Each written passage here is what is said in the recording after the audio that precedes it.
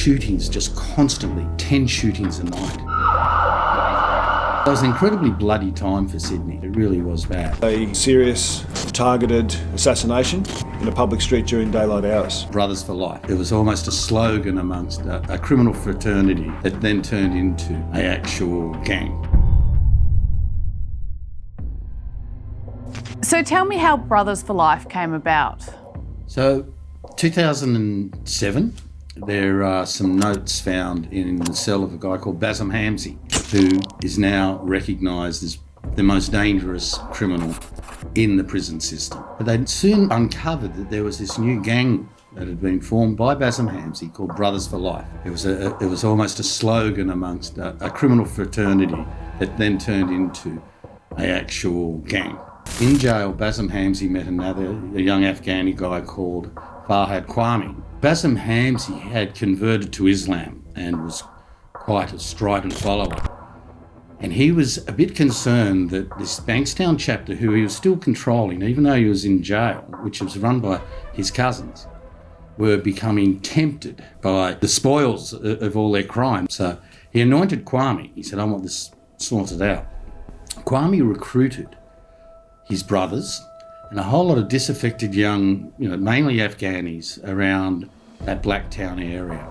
And then these two gangs went to war. Police are seriously disturbed that this has unfolded in broad daylight on a Sunday afternoon. The attack was unprovoked.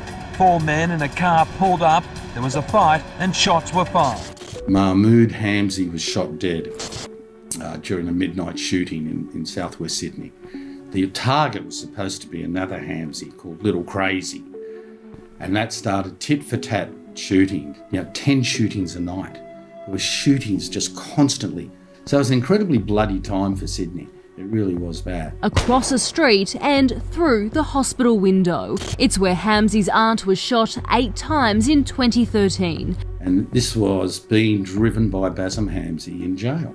These two chapters, what kind of gang activity were they into? They were into extortion. They'd extort shop owners. They'd go in there with these T-shirts saying Brothers for Life or tattoos. And that was the fear they would use. And then there was the odd torching, the odd shop going up, and word quickly spread.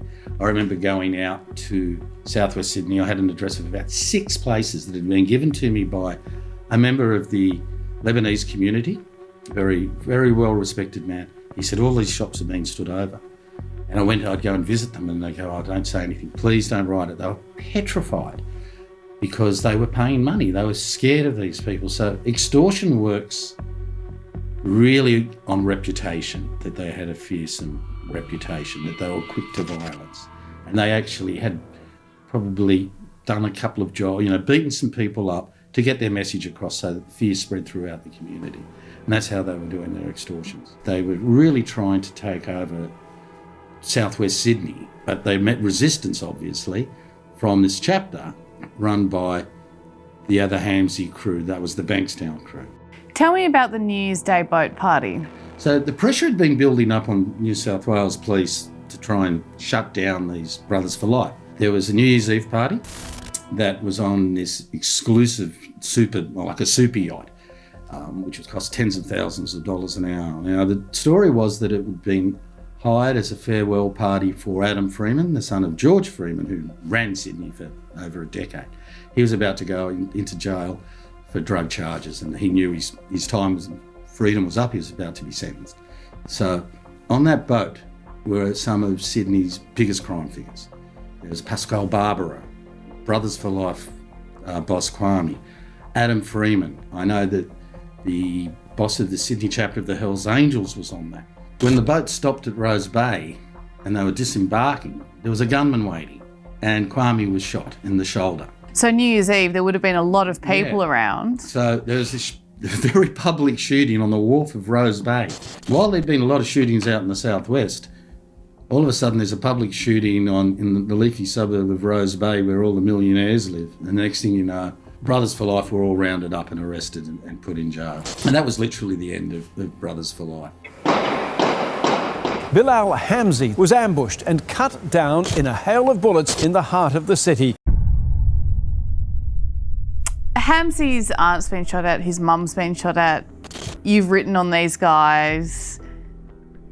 Does it ever get too close for comfort? It does. I wrote about one of the Hamzys recently, and the thread I got on social media came from somebody that basically said, even Allah can't help you now. And I rang up somebody I know, who very, very senior guy, who's been around the Middle Eastern organised crime guys for the last 20 years. I said, I've got this message from this guy. And I told him who it was. He went, well, he's a serious player. Do you want us to go and have a chat to him? And I went, how about we see if there's any follow-up? And he said, well, look, we're watching that guy anyway. So it does sometimes you get worried because they're not rational. You can tell by their actions, by the shootings that they do. No one's off limits.